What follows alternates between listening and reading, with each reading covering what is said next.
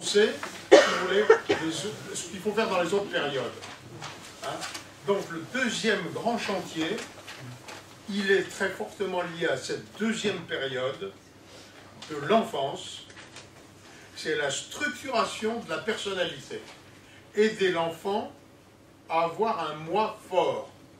Et vous voyez que si vous aidez un enfant à avoir un moi fort alors qu'il est déjà socialisé, ce moi fort ne va pas devenir destructeur et agressif.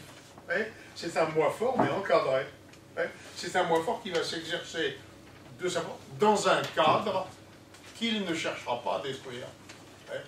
Et donc c'est bien un deuxième chantier.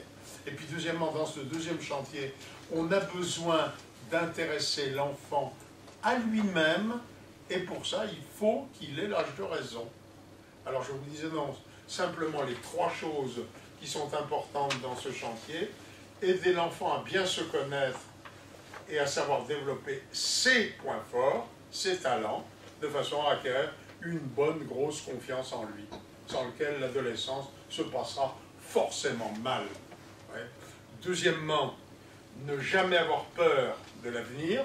Donc il y a une manière d'aborder l'incertitude qui est très importante. Si je l'aborde dans l'émotionnel, je panique. Si je l'aborde dans le rationnel, je gère l'incertitude. Bon, la vie c'est le risque.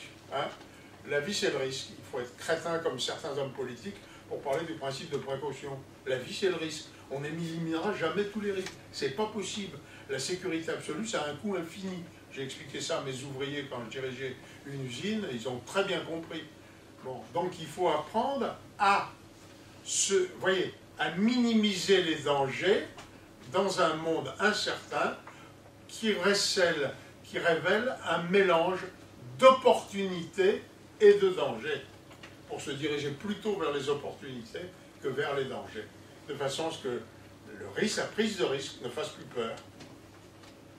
Et troisièmement, il faut aider l'enfant à être tous les jours un peu plus autonome, à pas attendre que les informations lui tombent tout cuit, tout rôti dans le bec, aller les chercher, etc.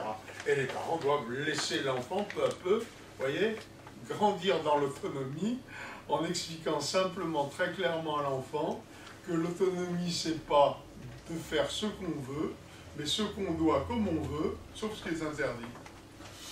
C'est simple, hein? Ce qu'on doit comme on veut, ce qui laisse une marge de choix fabuleuse. Mais qu'est-ce que fait Dieu avec nous? C'est exactement ce qu'il fait. Il nous donne très peu de commandements à objectif positif. Honore ton père et ta mère, adore un seul Dieu, etc. Aime ton prochain comme toi-même. Fais-le comme tu veux, pétard de sort. Et regardez la diversité des saints. Ah oui, mais sauf ce qui est interdit. Tu ne tues pas, tu ne voles pas, tu ne fais pas de faux serment, tu ne piques pas la femme de ton voisin, etc. C'est ça, vous voyez, la vraie autonomie, c'est ça. Je fais ce que je dois, comme je veux, sur ces conséquences, vous voyez, extrêmement importantes pour les enfants. On punit toujours un enfant pour une faute, on l'engueule même pas pour une erreur. On l'engueule même pas pour une erreur. Parce que quand on fait comme on veut ce qu'on doit, on fait forcément des erreurs. Et on progresse beaucoup par essai-erreur. Quand on vous marche la besogne, quand on vous dit tout ce qu'il faut faire, quand on ne vous laisse pas justement cette capacité d'expérimenter, on devient vite une nouillasse. Il ne faut pas que nos enfants soient des nouillasses.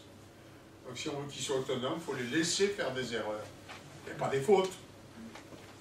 Des fautes, quand on prend PLGPPUR, l'erreur, tu vas apprendre par toi-même, peu à peu, à corriger tes erreurs.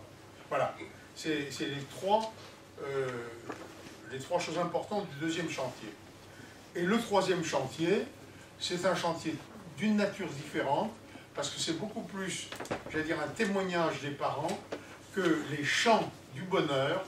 Ce qui donne un sens à notre vie, c'est dans l'ordre de la fusée du bonheur. L'étage du bas, ça s'appelle le travail, et non pas les loisirs. Qui ne donnent pas de sens à la vie. On a tous besoin de loisirs, c'est ce que je dis aux jeunes. Je fais encore 4300 km de vélo depuis le 1er janvier. Je vais probablement arriver à 4004. Bon, j'ai besoin de loisirs comme tout le monde. Et c'est pas ça qui donne un sens à la vie. Aujourd'hui, vous avez des gosses qui sont dans le loisir. Mais il faut dire qu'ils voient leurs parents, quelquefois, ne penser que loisir dès que la galère du travail est terminée. Bon, non, le travail donne un sens à la vie. Deuxième étage de la fusée du bonheur, l'amour vrai donne un sens à la vie, c'est-à-dire le don de soi. Et le troisième étage de la fusée du bonheur, Dieu seul répond à deux problèmes qui sont le problème du mal et le problème de la mort. Donc on ne peut pas se passer de Dieu. Parce que lui seul répond à des questions qui sont cruciales. Et donc je peux vous dire que les jeunes se les posent. Hein. Le problème du mal, le mal que je commets, qui pèse sur ma conscience, le mal que je subis, hein, les raquettes, les agressions, etc. Et puis le problème de la mort, qui s'oppose à toute personne